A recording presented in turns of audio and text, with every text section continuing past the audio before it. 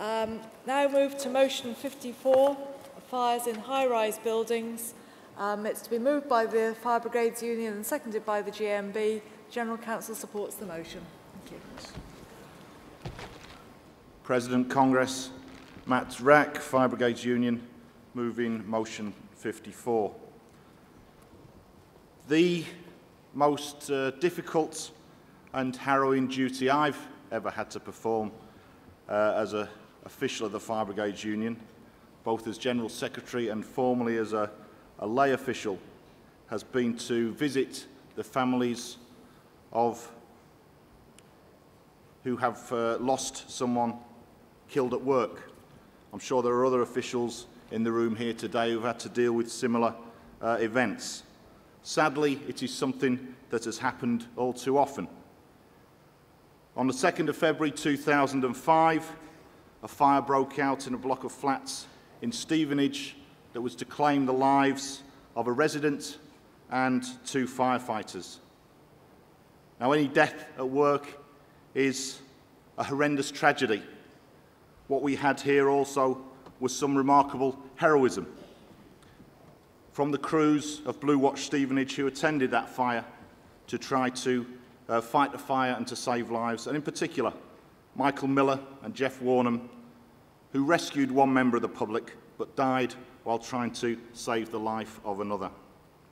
It was and remains a terrible tragedy for the families and colleagues of those 2 firefighters.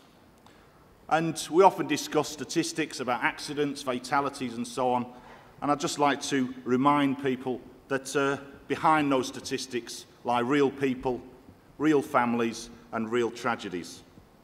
And this resolution came out of discussions with the families of our members involved in that incident, after sitting through a long and extremely painful inquest. They said to us that the best way that a tribute could be paid to their sons was to ensure that the Fire and Rescue Service properly learnt the lessons of that incident and took measures to try to prevent such tragedies from happening again. And we mentioned high-rise dwellings in the resolution. And high-rise buildings create their own problems technically for firefighters. There's no water available on the high floors. So you need adequate resources, adequate numbers of people, adequate equipment. And unfortunately, in this case, wasn't all available quickly enough. There are issues around training that we've identified. There are issues around some of the drive within the Fire and Rescue Service, around target-driven policy. And I'm sure that many others within the public services have experienced this, where we have managers now saying, well, that's the key target. Don't worry about the other stuff. Concentrate on that because that's how we're going to be assessed. And we're hearing in reports now that some core activities, basic training, is unfortunately being neglected because of this approach. And we say, and it's an old phrase we use often, cuts cost lives. And unfortunately, it's a phrase that is true and remains true. We saw recently the other fire in Newquay, in the Penhallow Hotel. And we highlighted there the lack of high-rise rescue vehicles, which had to come 50 miles from another county.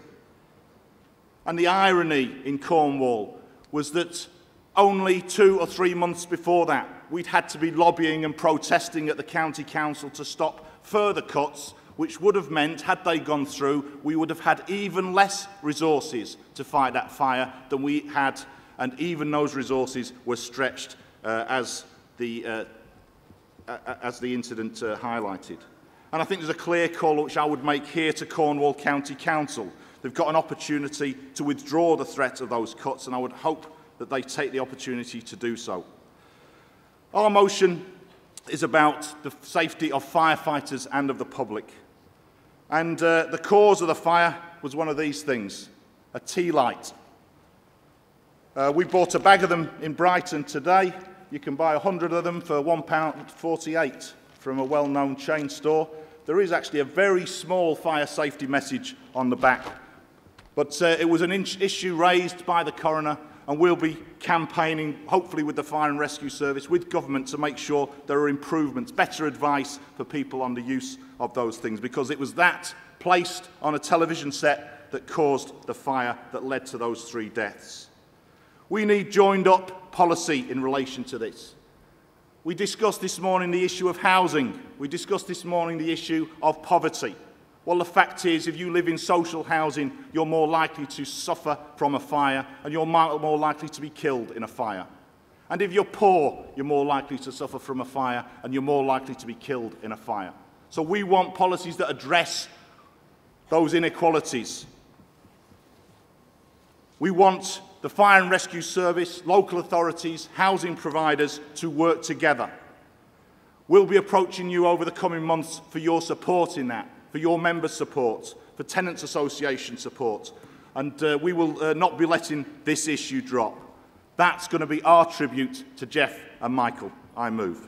Thank you very much. Thank you. GMB 2, second.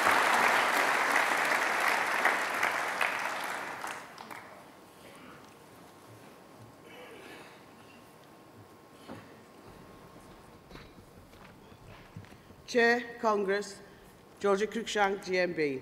Second in motion 54, fire in high-rise dwellings.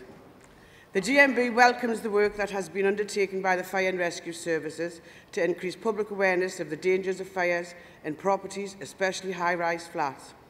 Fire in domestic property have many and varied causes, and the public need to be made aware to avoid the risk of fire in their own homes. Fire in domestic properties are deeply devastating to householders and families. They are even more devastating in high-rise flats, not just because of the height and number of flats in the block, as these fires often not only affect the flat that is the source of the fire, but also those around them, above them and below them. The GMB does not represent firefighters, but would like to put it on record our grateful thanks for all the work that is undertaken by the Fire and Rescue Services on behalf of us all. However, the GMB does represent all those workers that have to deal with the aftermath of fires, especially in high-rise blocks, the electricity, gas and water workers who have to isolate the services, the local authority workers who have to remove the debris and make the property good so that it is fit for redecoration and rehabilitation. These are all important parts of the public services of the UK. At the start of conference, we heard how many new houses are needed to accommodate the rising and changing population in Britain, many millions in both towns and rural areas. Many of these will be high-rise flats. It is important that these new houses are built to the highest safety standards possible. We must never let these new properties fall into the state of disrepair that the old tower blocks did in the 60s and 70s did, where many were only fit for demolition. We must ensure that Britain's housing stock, both old and new, is maintained to the highest standards of safety. We must also ensure that there are adequate resources and numbers of firefighters available across Britain to ensure that when the worst happens, they can arrive at the source of a fire quickly and with the right equipment. There must also be adequate money available to spend on the protection and public awareness to continue the work that the Fire and Rescue Services already do in this area. Please support our valuable public services, both the emergency services and all the other workers. Stop treating them as second-class citizens. I second. Thank you. There's no other speakers, so I'll put motion 54 straight to a vote. General Counsel supports the motion. Will all those in favour please show? Thank you. All those against? That one's very clearly carried.